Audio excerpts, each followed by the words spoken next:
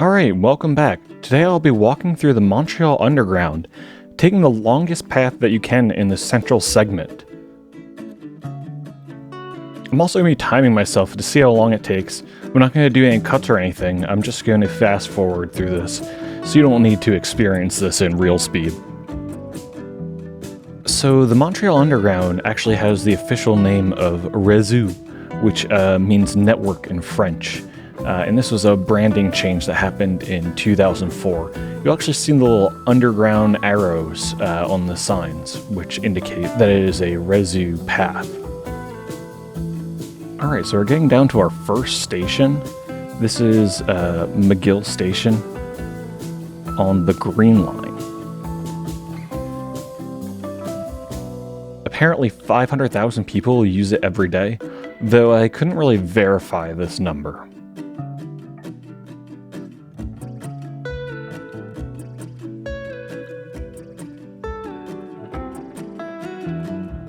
Have some nice little penny tiles leading here into Peel Station.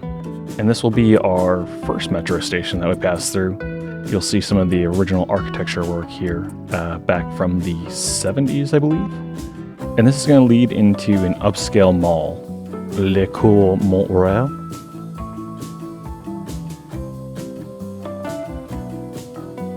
It seems that a decent number of stores are closed, but it's still an upscale mall. You can see they put a lot of work into the architecture here.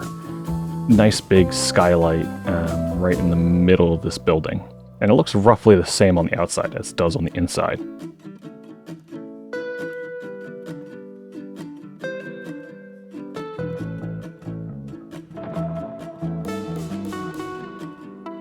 Yeah, a lot of shops closed here, making it seem a little bit less upscale than it probably did a decade or so ago. And a vape shop. Yeah, that's not exactly a AAA kind of store that you want. And a lot of these interior corridors between larger buildings will have small restaurants and like tailors and barbers and stuff like that. This central segment actually links up 7 different metro stations, as well as regional train stations, and soon to be 2 metro stations on the REM network. And now we're getting into the Place Montreal Trust. So there's a very tall building on top of this. I believe it's owned by Bell now.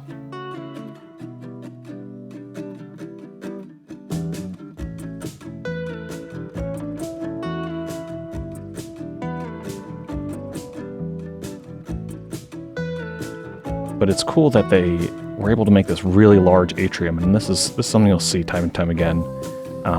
Trying to bring in a lot of natural light down into the mall center and the underground.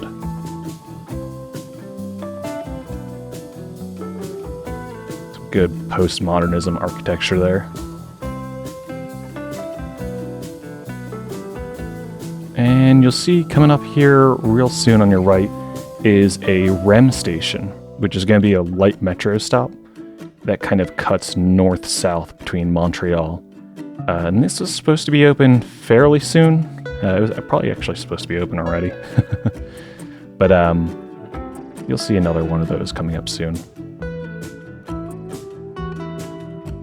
Now we're in the Eaton Center. This is a ginormous mall made up of multiple different building complexes, and it's 125 or more stores. Again, with a little atrium here, multiple of them around. I'm not going to go through this whole section. But I do get a little lost here. So, turns out not all of the underground is actually on the same level. So, not really sure where I'm going right now. And I kind of hit a point, yeah, I don't know where I'm going. I need to backtrack a little bit, and I actually need to go down a level. Again, a lot of empty stores. That seems to be the story after COVID. Malls aren't doing too well. So having, these 1,000 storefronts, probably not the best idea, but Not sure anyone would have predicted that back in 1960. The Underground was actually the vision of Vincent Ponte. Born in 1919, he was actually from Boston, Massachusetts, and he worked with I.M. Pei, the famous designer who is known for his work creating the Louvre complex. And this has a lot in common with the Louvre complex. Alright, we're kind of in this little liminal space here between... Oh, watch out! We're in this little space between the oldest section and some of the, more new sections.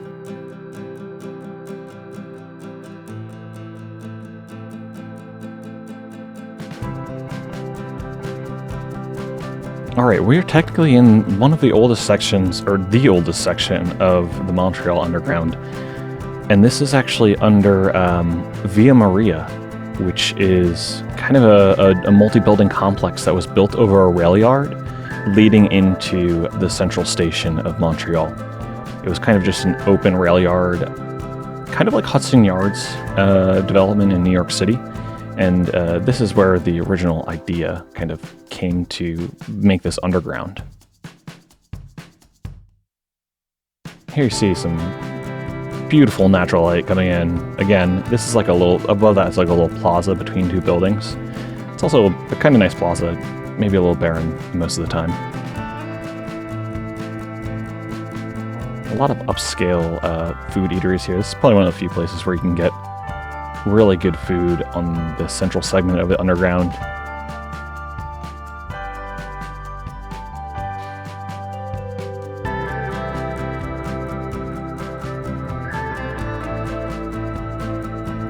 Alright, and descending into one of the first connections made in the underground is actually Gare Centrale, the central station.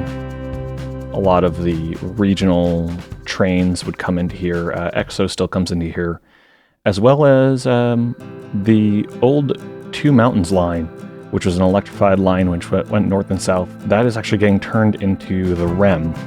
So as you see right up here on the left, new REM stop will be here soon.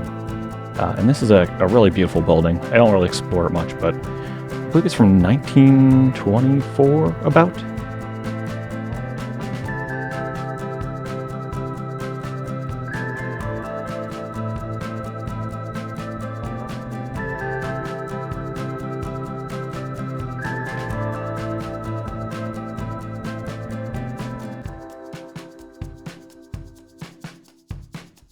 Alright, and we're getting down into Bonaventure, which is a huge hotel, massive hotel, as well as an exposition center.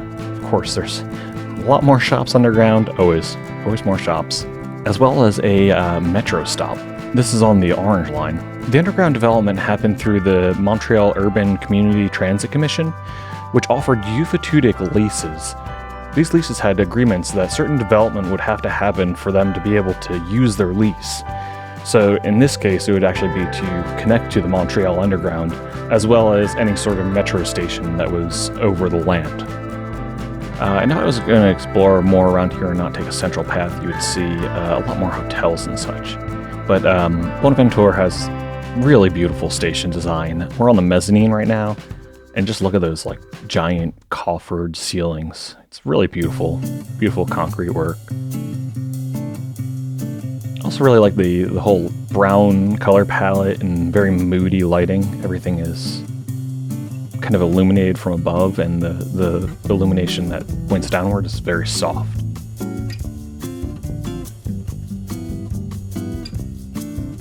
And of course, I get lost again because I didn't catch the sign that told me that I needed to go to Square Victoria, so I'm heading up here, and I'll figure it out soon enough that I'm actually going the wrong way. Kind of trying to do a single shot here, so I'm messing up just a little bit. With the advent of the Montreal Metro in 1966, just in time for Expo 67, there was a bunch of opportunity to connect up to this underground network, and this is really where the explosion of connections started to happen.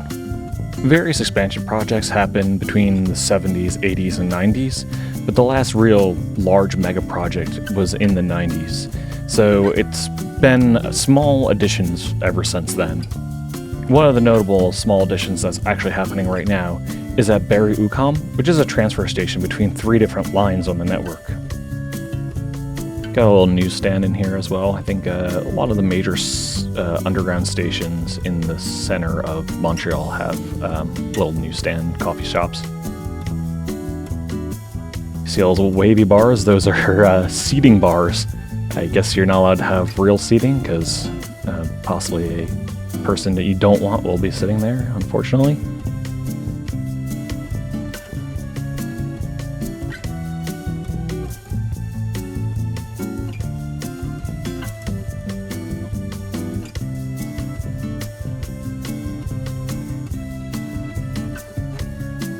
Alright, and we're getting close. This is the OAC, and this is a really weird space. I think it's supposed to be some type of event venue, but it just feels really awkward. Really, this whole building, it's just super empty. There's just not a single thing going on here, and I'm not so sure if these are supposed to be shops or this is like a convention center, but there's like a little art exhibit back there, but everything else just seems dead.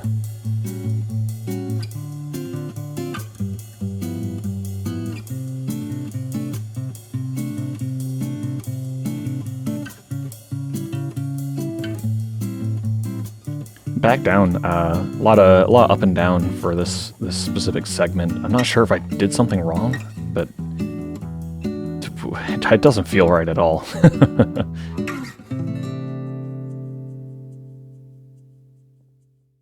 These steps are not the right shape. They're like 4 inches high, each step. That's not really an acceptable step rise and run.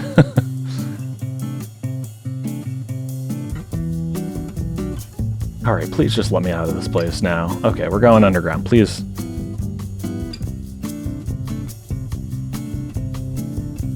Now this definitely has to be one of the more weird segments, just very long hallways with not a lot going on. And it's kind of more what you'd expect from a underground network rather than a bunch of malls, but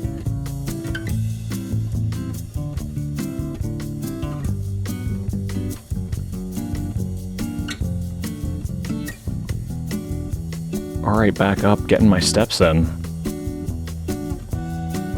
And wow, we're actually just above ground in a nice little atrium. I guess you'd call it an atrium?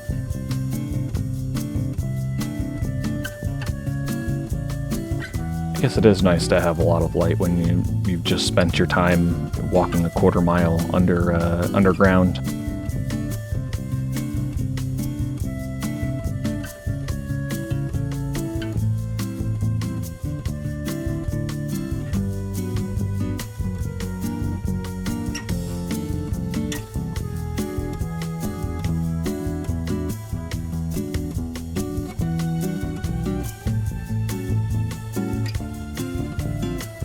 Yeah, I'm a little lost too. Let's go this way.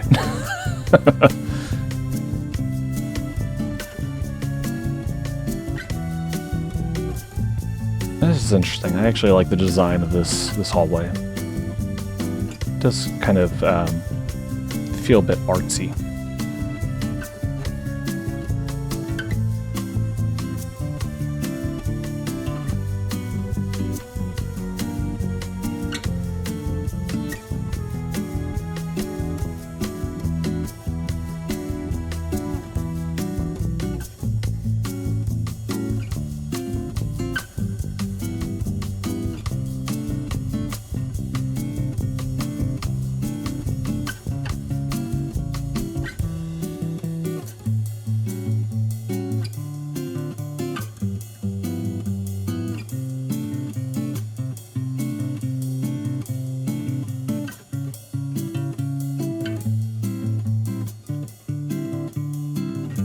Real funky looking yellow brick, kind of reminds me of the 70s. Alright, we're getting this kind of artsy building. Again, put a lot of design and work into this. This is Palais de Congrès. maybe. It is a convention center right on the edge of Old Montreal. So, as I said with this project, they really tried to move downtown. And this is kind of like the corner where the old downtown was, kind of integrating it into where the new downtown is.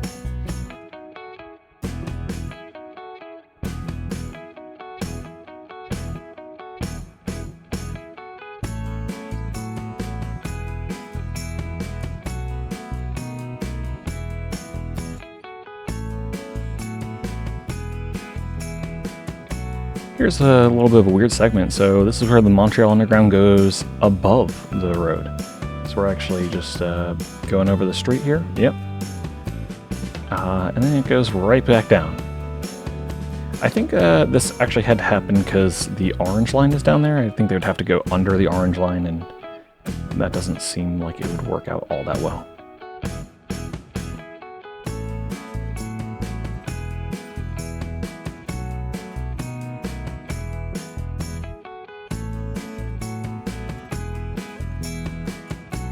Okay, so this is Complex Guy Favreau. It is actually a government complex. So there is some mall segment to this, but there's actually a place where I had to get a COVID test when I went to Canada was right in this complex as well.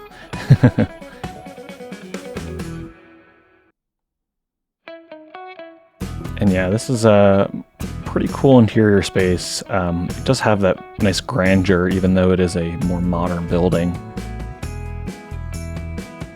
I love those brick pillars over there, octagonal brick pillars.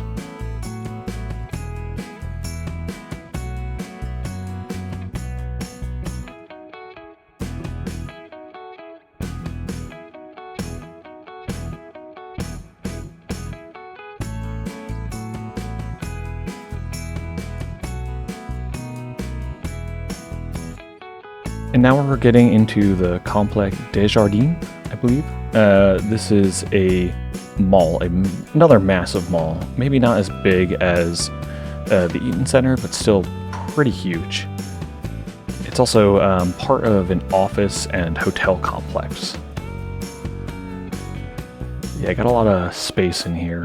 It's a cool little art piece they have up there. It kind of looks like the new 76 Center that's being planned in Philadelphia.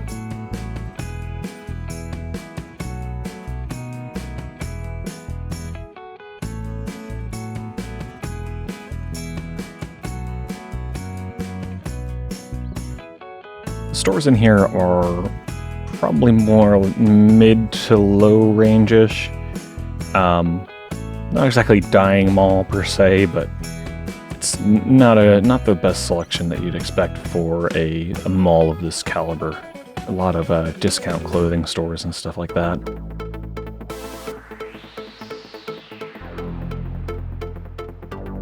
And now we're heading into the Quarter of Spectacles. I'm not going to try that in French.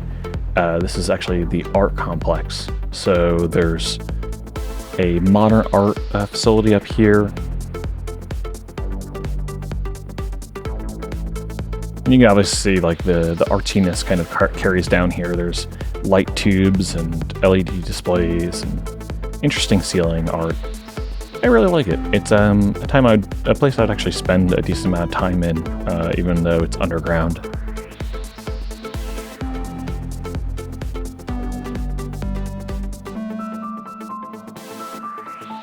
And some construction. Yeah, there's always seems to be construction everywhere you go.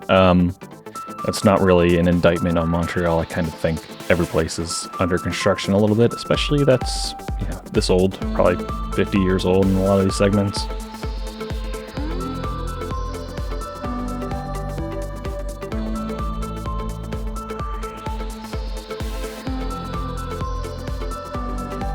Alright, and we're getting into Place d'Arts, which is back on the Green Line. So, remember where I started on the Green Line, roughly around Peel?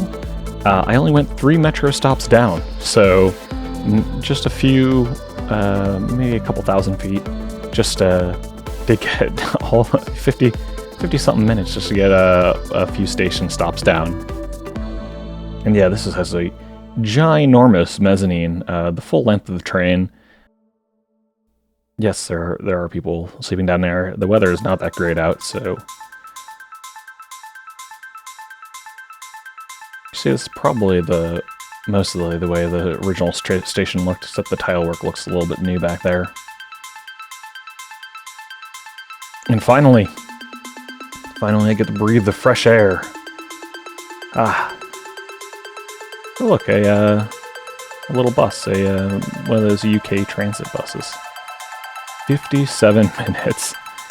And let's see how far I went.